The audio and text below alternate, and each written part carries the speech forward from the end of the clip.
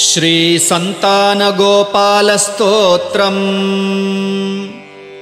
श्रीशं कमलपत्राक्षं देवकीनन्दनं हरिं सुतसम्प्राप्तये कृष्णं नमामि मधुसूदनम् नमाम्यहं वासुदेवं सुतसम्प्राप्तये हरिं यशोदाङ्कगतं बालं गोपालं नन्दनन्दनम् अस्माकं पुत्रलाभाय गोविन्दं मुनिवन्दितम् नमाम्यहं वासुदेवं देवकीनन्दनं सदा गोपालं डिम्भकं वन्दे कमलापतिमच्युतम् पुत्रसम्प्राप्तये कृष्णं नमामि यदुपुङ्गवम्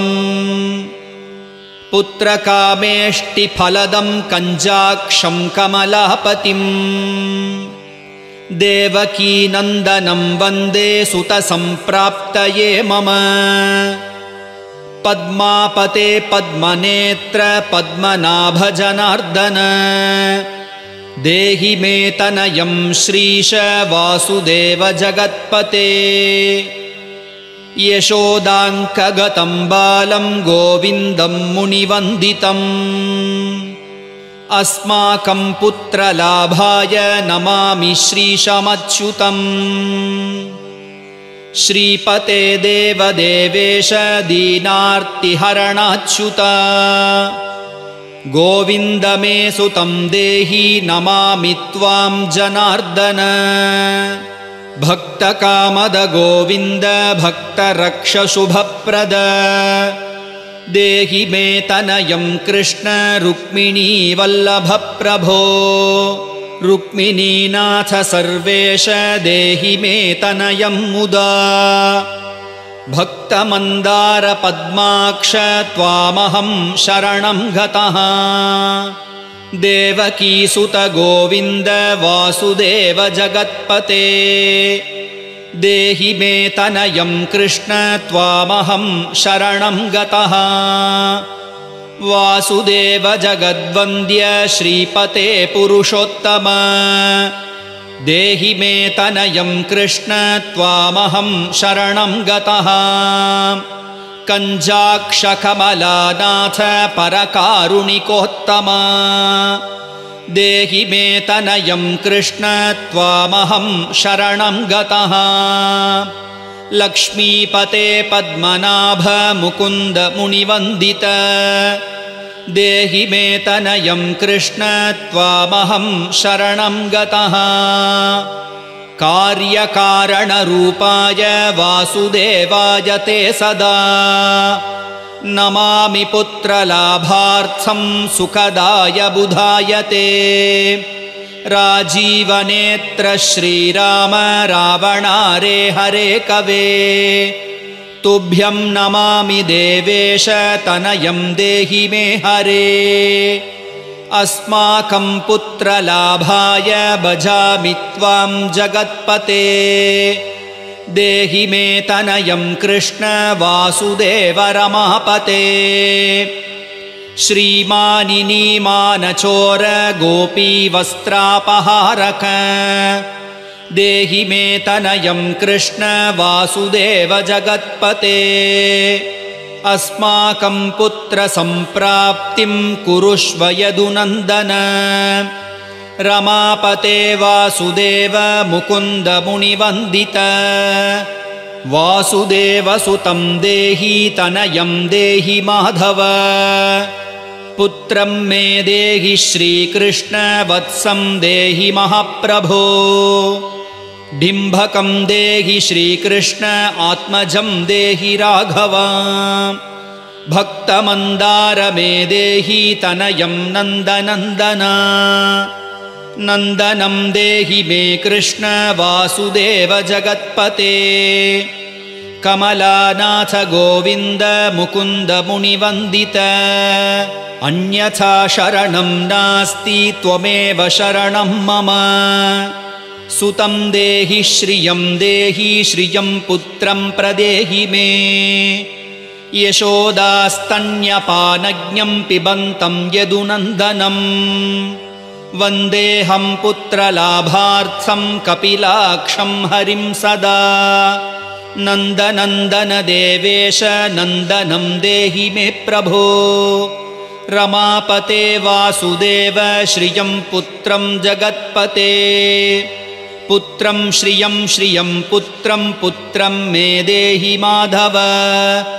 अस्माकं दीनवाक्यस्य अवधारय श्रीपते गोपालडिम्भ गोविन्द वासुदेव रमापते अस्माकं डिम्भकं देहि श्रियं देहि जगत्पते मद्वाञ्छितफलं देहि देवकी नन्दनाच्युता मम पुत्रार्चितं धन्यं कुरुष्व यदुनन्दन याचेऽहं त्वां श्रियं पुत्र देहि मे पुत्रसम्पदम् भक्तचिन्तामणे राम कल्पवृक्षमःप्रभो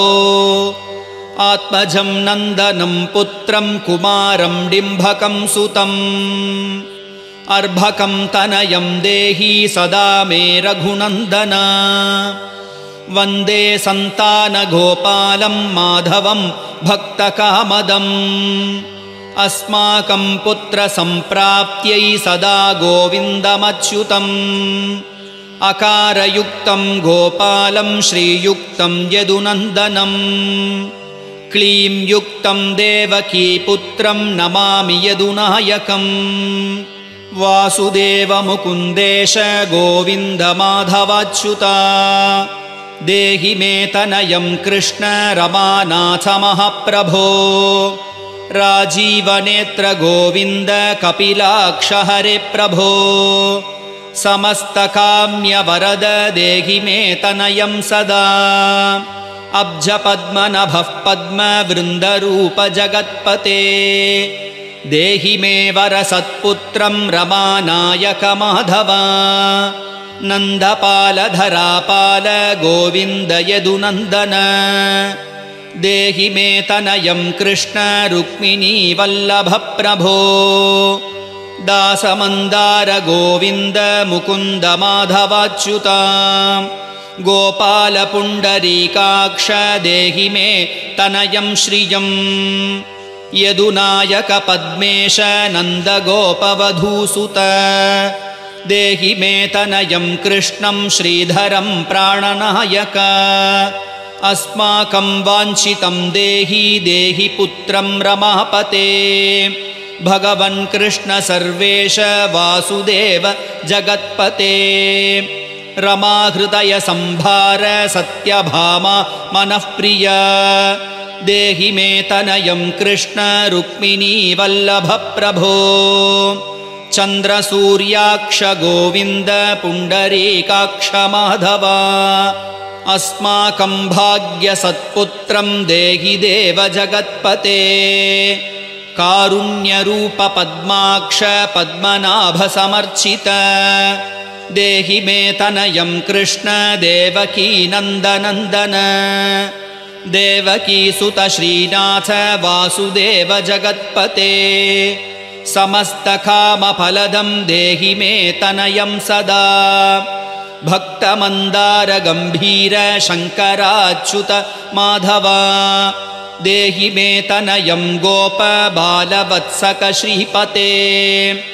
श्रीपते वासुदेवेश देवकी प्रियनन्दन भक्तमन्दार मे देहि तनयं जगतां प्रभो जगन्नाथ रमानाथ भूमिनाथ दयानिधे वासुदेवेश सर्वेश देहि मे तनयं प्रभो श्रीनाथ कमलपत्राक्ष वासुदेव जगत्पते देहि मे तनयं कृष्ण त्वामहं शरणं गतः दासमन्दार गोविन्द भक्तचिन्तामणे प्रभो देहि मे तनयं कृष्ण त्वामहं शरणं गतः गोविन्द पुण्डरीकाक्ष रमानाथ महाप्रभो देहि मे तनयं कृष्ण त्वामहं शरणं गतः श्रीनाथ कमलपत्राक्ष गोविन्द मधुसूदन मत्पुत्रफलसिद्ध्यर्थं भजामि त्वां जनार्दन स्तन्यं पिबन्तं जननी मुखाम्बुजं विलोक्य मन्दस्मितमुज्ज्वलाङ्गम् स्पृशन्तमन्यस्तनमङ्गुलीभिः वन्दे यशोदाङ्कगतं मुकुन्दम् याचेऽहं पुत्रसन्तानं भवन्तं पद्मलोचन देहि मे तनयं कृष्ण त्वामहं शरणं गतः अस्माकं पुत्रसम्पत्तेश्चिन्तयामि जगत्पते शीघ्रं मे देहि दातव्यं भवता मुनिवन्दित वासुदेव जगन्नाथ श्रीपते पुरुषोत्तम कुरु मां पुत्रदत्तं च कृष्णदेवेन्द्रपूजित कुरु मां पुत्रदत्तं च यशोदा प्रियनन्दन मह्यं च पुत्रसन्तानं दातव्यं भवता हरे वासुदेव जगन्नाथ गोविन्द देवकीसुता देहि मे तनयं राम कौसल्या प्रियनन्दन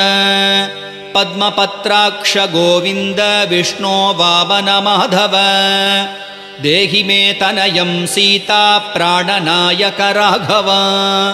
कञ्जाक्ष कृष्ण देवेन्द्र मण्डितं मुनिवन्दितं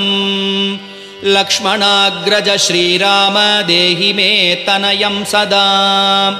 देहि मे तनयं राम दशरथ प्रियनन्दन सीतानायक कञ्जाक्ष मुचुकुन्दवरप्रद विभीषणस्य या लङ्का प्रदत्ता भवता पुरा अस्माकं तत्प्रकारेण तनयं देहि माधव भवदीयपदाम्भोजे चिन्तयामि निरन्तरं देहि मे तनयं सीता प्राणवल्लभ राघव राममत्काम्यवरद पुत्रोत्पत्तिफलप्रद देहि मे तनयं श्रीश कमलासनवन्दित राम राघव सीतेश लक्ष्मणानुज देहि मे भाग्यवत्पुत्रसन्तानं दशरथात्मज श्रीपते देवकी गर्भसञ्जात यशोदा प्रियनन्दन देहि मे तनयं राम कृष्ण गोपाल माधव कृष्ण माधव गोविन्द वामनाच्युत शङ्कर देहि मे तनयं श्रीशा गोपबालकनायक गोपबाल महाधन्य गोविन्दाच्युत माधव देहि मे तनयं कृष्ण वासुदेव जगत्पते दिशतु दिशतु पुत्रं देवकीनन्दनोऽयं दिशतु दिशतु शीघ्रं भाग्यवत्पुत्रलाभं दिशतु दिशतु श्रीशो राघवो रामचन्द्रो दिशतु दिशतु पुत्रं वंशविस्तारहेतोः दीयतां वासुदेवेन तनयं मत्प्रियं सुतं कुमारं नन्दनं सीतानायकेन सदा मम राम राघव गोविन्द देवकीसुत माधव देहि मे तनयं श्रीश गोपबालकनायक वंशविस्तारकं पुत्रं देहि मे मधुसूदन सुतं देहि त्वामहं शरणं गतः ममाभीष्टसुतं देहि कंसारे माधवाच्युता सुतं देहि त्वामहं शरणं गतः चन्द्रार्ककल्पपर्यन्तं तनयं देहि माधव सुतं देहि त्वामहं शरणं गतः विद्यावन्तं बुद्धिमन्तं श्रीमन्तं तनयं सदा देहि मे तनयं कृष्ण देवकी नन्दन प्रभो नमामि त्वां पद्मनेत्र सुतलाभाय कामदं मुकुन्दं पुण्डरीकाक्षं गोविन्दं मधुसूदनं भगवन् कृष्ण गोविन्द सर्वकामफलप्रद देहि मे तनयं स्वामिन् त्वामहं शरणं गतः स्वामिन्स्त्वं भगवन् राम कृष्ण माधव कामद देहि मे तनयं नित्यं त्वामहं शरणं गतः तनयं देहि गोविन्द कञ्जाक्षकमलपते सुतं देहि त्वामहं शरणं गतः पद्मापदे पद्मनेत्र प्रद्युम्न जनक माधव सुतं देहि त्वामहं शरणं गतः शङ्खचक्रगदा खड्ग शार्ङ्गपाणे रमापते देहि मे तनयं कृष्ण त्वामहं शरणं गतः नारायण रमानाथ राजीवपत्रलोचन सुतं मे देहि देवेश पद्मसंभववन्दित राम राघव गोविन्द देवकी वरनन्दन रुक्मिणीनाथ सर्वेश नारदादिसुरार्चित देवकी सुत गोविन्द वासुदेव जगत्पते देहि मे तनयं श्रीश गोपबालकनायक मुनिवन्दित गोविन्द रुक्मिणी वल्लभ प्रभो देहि मे तनयं कृष्णं त्वामहं शरणं गतः गोपिकार्चित पद्मेश भक्तमन्दारवन्दित देहि मे तनयं कृष्ण त्वामहं शरणं गतः रमाहृतय पङ्गेज लोलमाधव कामद ममाभीष्टसुतं देहि त्वामहं शरणं गतः वासुदेव रमानाथ दासानां मङ्गलप्रदा देहि मे तनयं कृष्ण त्वामहं शरणं गतः कल्याणप्रद गोविन्द मुरारे मुनिवन्दित देहि मे तनयं कृष्ण त्वामहं शरणं गतः पुत्रप्रद मुकुन्देश रुक्मिणी वल्लभ प्रभो देहि मे तनयं कृष्ण त्वामहं शरणं गतः पुण्डरीकाक्ष गोविन्द वासुदेव जगत्पते देहि मे तनयं कृष्ण त्वामहं शरणं गतः दयानिधे वासुदेव मुकुन्द मुनिवन्दित देहि मे तनयं कृष्ण त्वामहं शरणं गतः पुत्रसम्पत्प्रदातारं गोविन्दं देवपूजितं वन्दामहे सदा कृष्ण पुत्रलाभप्रदायते कारुण्यनिधये गोपीवल्लभाय मुरारये वन्दामि पुत्रलाभार्थं देहि मे तनयं विभो नमस्तस्मै रमेशाय रुक्मिणीवल्लभाय ते देहि मे तनयं श्रीश गोपबालकनायक नमस्ते वासुदेवाय नित्यश्रीकामुकाय च पुत्रदाय च शेषेन्द्रशायिने रङ्गशायिने रङ्गशायिन् रमानाथ मङ्गलप्रद माधव देहि मे तनयं श्रीश गोपबालकनायक दासस्य मे सुतं देहि दीनमन्दार राघव सुतं देहि पुत्रं देहि रमापते यशोदातनयाभीष्टपुत्रदानरतः सदा देहि मे तनयं कृष्ण त्वामहं शरणं गतः मदिष्टदेव गोविन्द वासुदेव जनार्दन देहि मे तनयं कृष्ण त्वामहं शरणं गतः नीतिमान् धनवान् पुत्रो विद्यावांश्च प्रजायते भगवन्स्त्वत्कृपायाश्च वासुदेवेन्द्रपूजिता